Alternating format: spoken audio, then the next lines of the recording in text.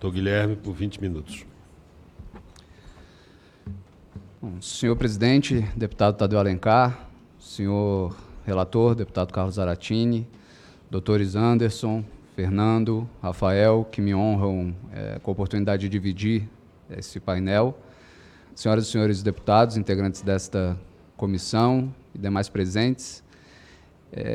Em primeiro lugar, eu gostaria de manifestar meu entusiasmo aqui pela afinidade intelectual com a exposição do professor Anderson. Eu concordo com praticamente tudo do que ele disse, e isso certamente vai me poupar e poupá-los todos de me aprofundar sobre os temas que ele já tão competentemente já venceu.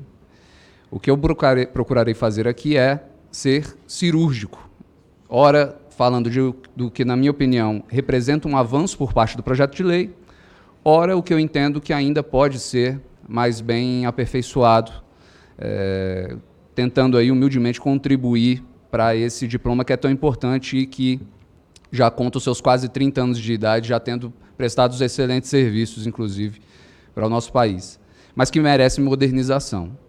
O primeiro ponto, e aí já pegando carona um pouco no que foi dito pelo professor Anderson, diz respeito à eliminação da modalidade culposa.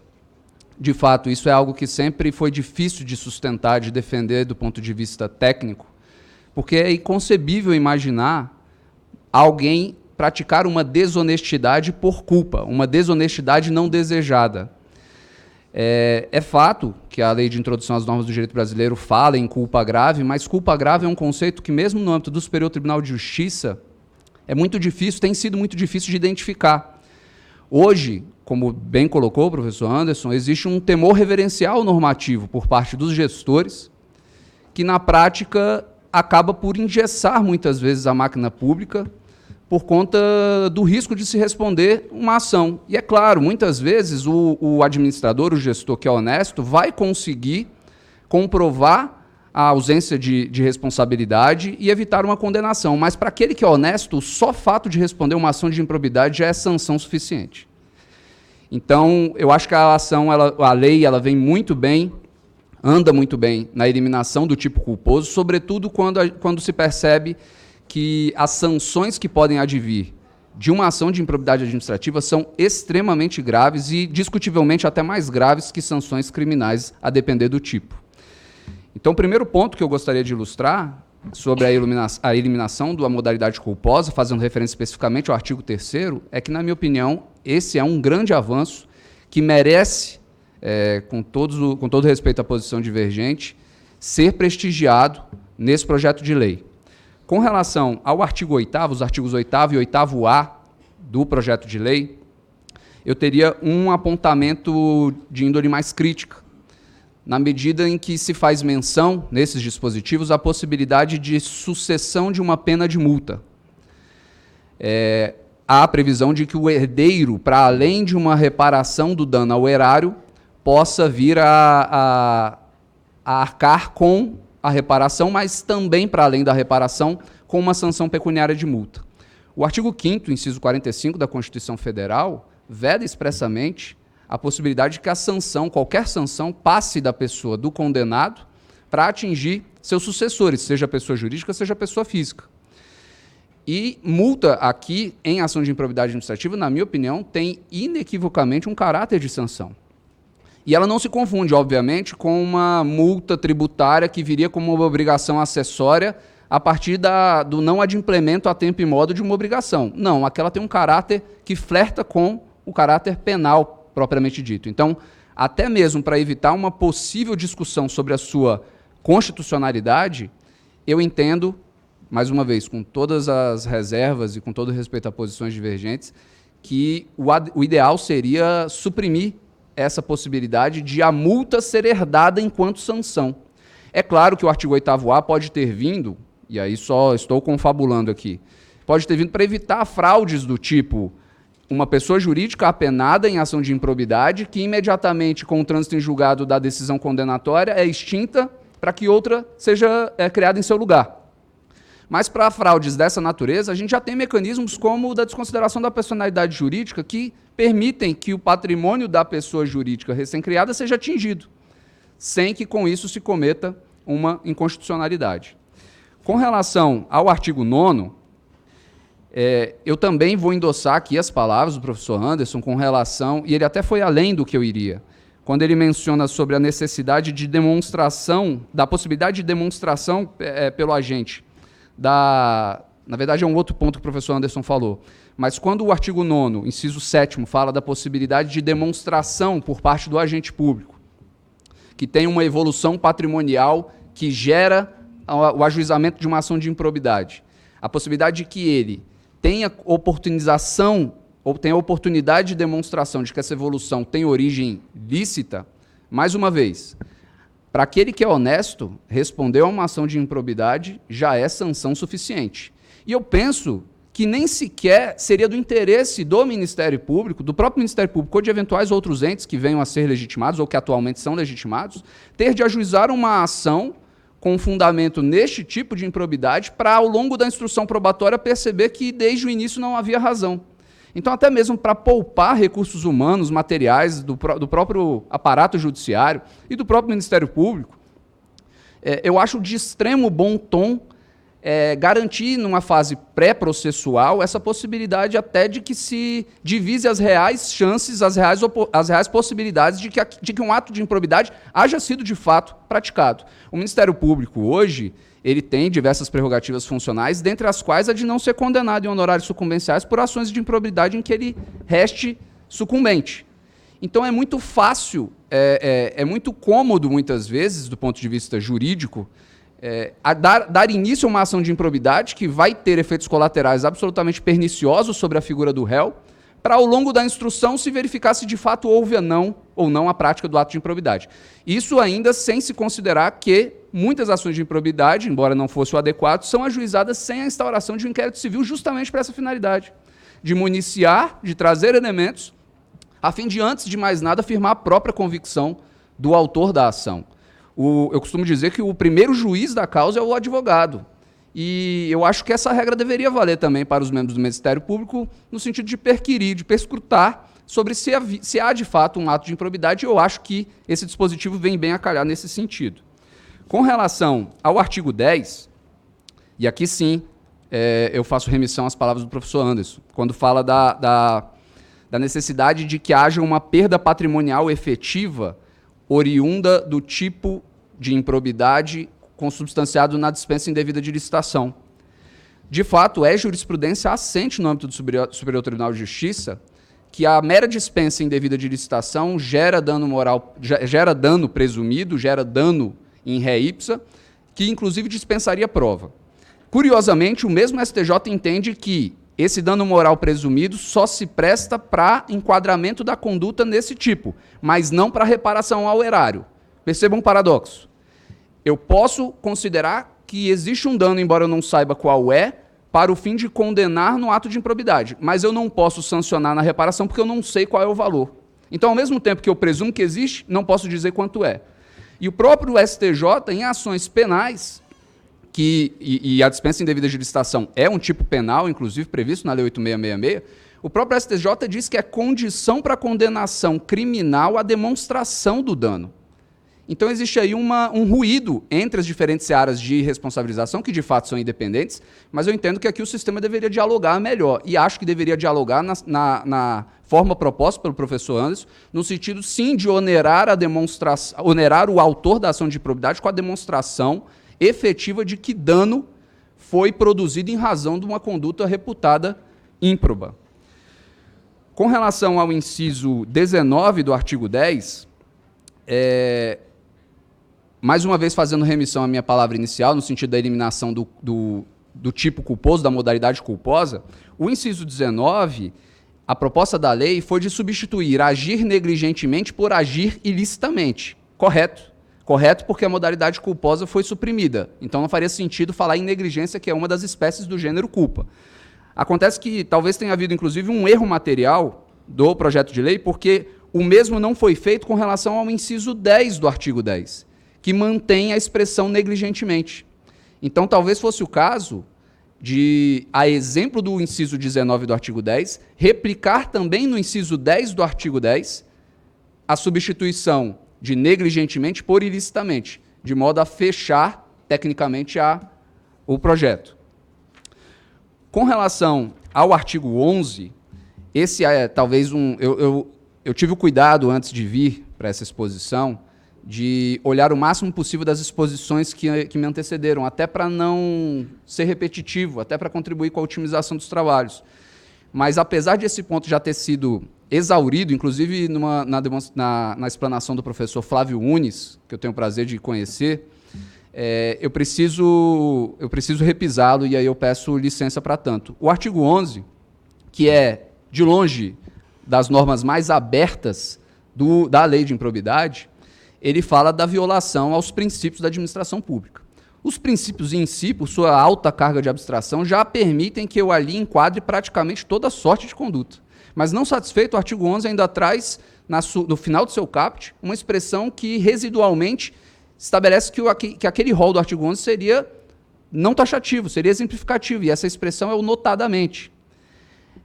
Tudo bem, o artigo 9º e o artigo 10 eles também trazem, mas o artigo 9º e o artigo 10, nos seus caputs, eles trazem elementos objetivamente identificáveis, como o dano ao erário e o enriquecimento ilícito.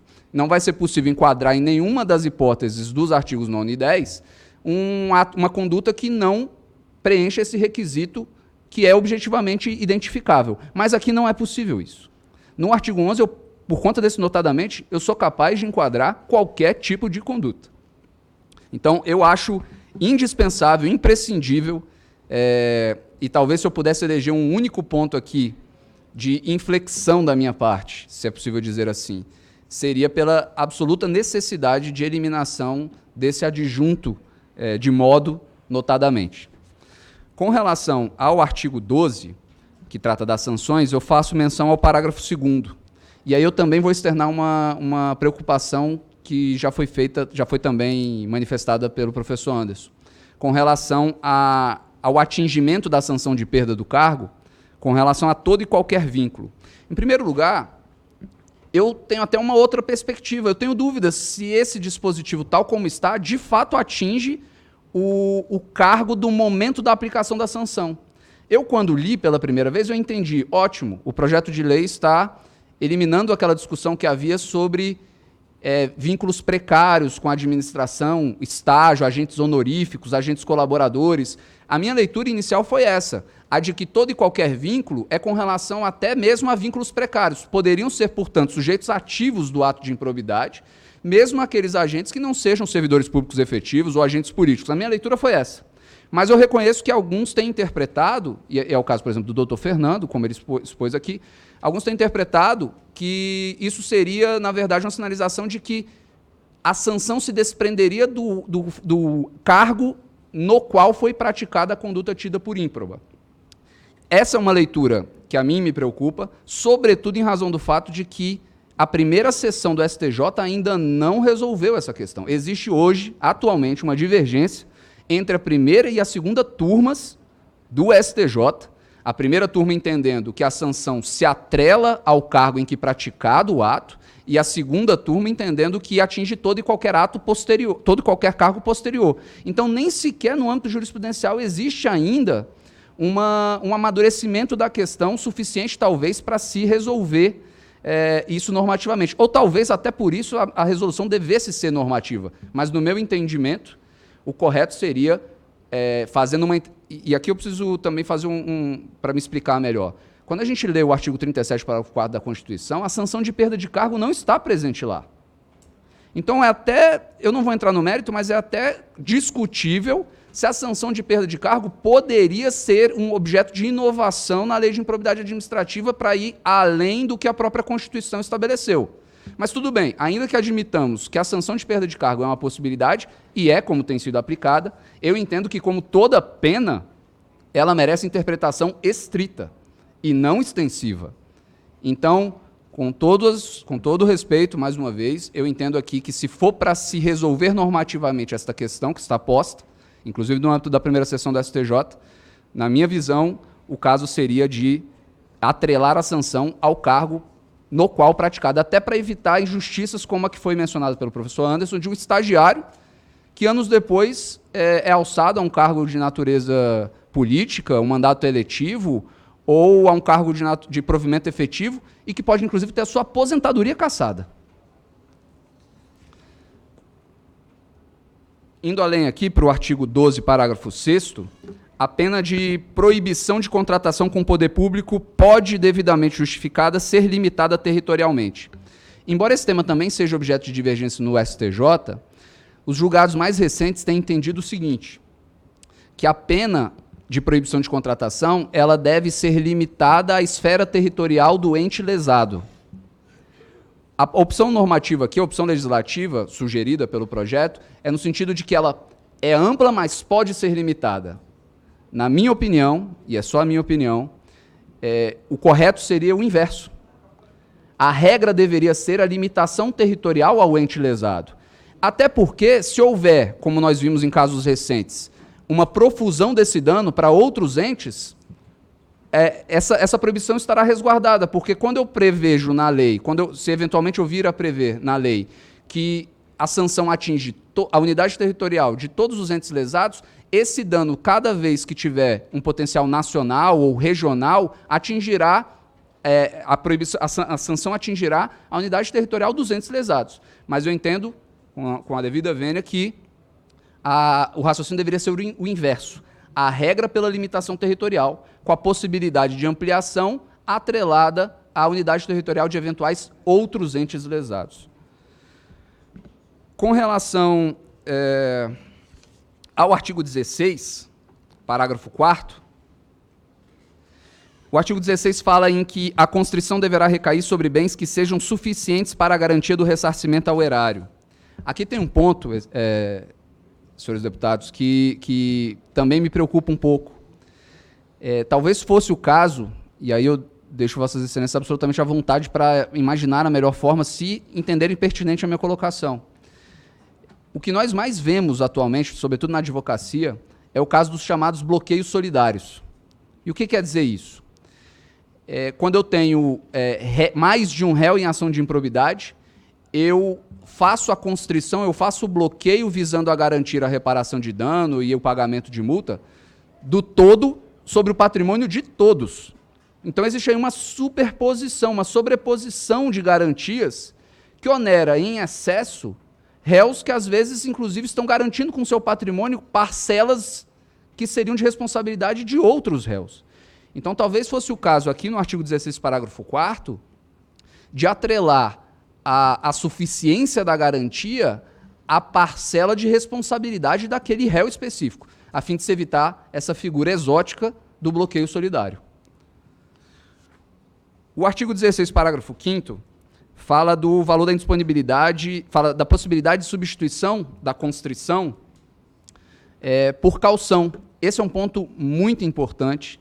Essa previsão já constava do Código de Processo Civil de 1973, que foi revogado em 2015 pelo Código atual, que deixou de fazer essa previsão. Então, a Lei de Improbidade Administrativa, ou o projeto de lei, vem muito bem em resgatar essa possibilidade de substituição da garantia. O artigo 16 ainda, no seu parágrafo 9º, aqui é de menor importância, eu vou acabar pulando. O artigo 17 já fala do foro competente, né, do foro territorial competente para ajuizamento da ação de improbidade, como sendo aquele do local do dano ou da pessoa jurídica prejudicada. Por mais que na prática isso já frequentemente aconteça, era interessante fazer essa previsão normativa, até porque fica muito mais conveniente do ponto de vista probatório e acaba por favorecer a ampla defesa e o contraditório, fazer com que o processo caminhe no âmbito do ente lesado ou no local onde foi praticado o ato de improbidade. Então faz todo sentido esse dispositivo. O parágrafo 3º já foi colocado também pelo professor Anderson sobre o recrudescimento, e também pelo professor Fernando, o recrudescimento desse juízo de admissibilidade da petição inicial, sobre essa maior oneração do autor da ação de improbidade com a demonstração das condutas e dos elementos materiais, ou da materialidade do ato de improbidade.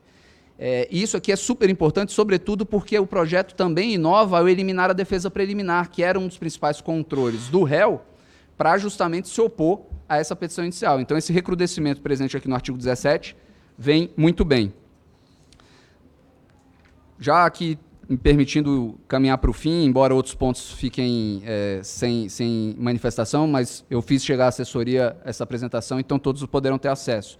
Então, para encerrar, o artigo 17, parágrafo 8º, inciso 1º, fala da possibilidade de o juiz, após o oferecimento da contestação, julgar conforme o estado do processo. E aqui eu preciso falar de algo que tem acontecido, lamentavelmente, com alguma frequência, que é o seguinte: o Ministério Público, muitas vezes, se vale do inquérito civil público, produz provas para poder subsidiar o ajuizamento da ação de improbidade, ajuiza essa ação de improbidade e o réu, em defesa preliminar e em contestação, manifesta o interesse, inclusive, de produzir, de repetir a produção das provas produzidas unilateralmente pelo Ministério Público quando do inquérito, e no inquérito não se garante contraditório, e a despeito desse requerimento por parte dos réus, os juízes julgam antecipadamente o mérito.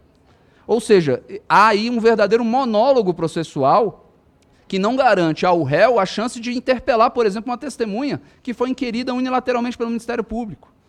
Então, isso é uma inconstitucionalidade que tem sido, lamentavelmente, praticada em alguns tribunais, tem sido chancelado por alguns tribunais, e que talvez merecesse aqui também uma observação no sentido de que o julgamento conforme o estado do processo deverá observar eventual requerimento de produção de prova pelo réu, a fim de que se lhe garanta o contraditório.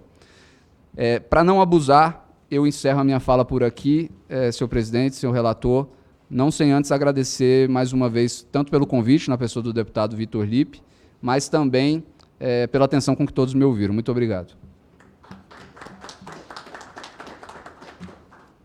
Quero parabenizar o doutor Guilherme Pupi pela sua brilhante exposição, esclarecedora, cumprimentar aqui a presença do nosso querido deputado Pompeu de Matos, do PDT do Rio Grande do Sul, dizer da alegria de contar com a sua participação em nossa comissão. Eu quero pedir aqui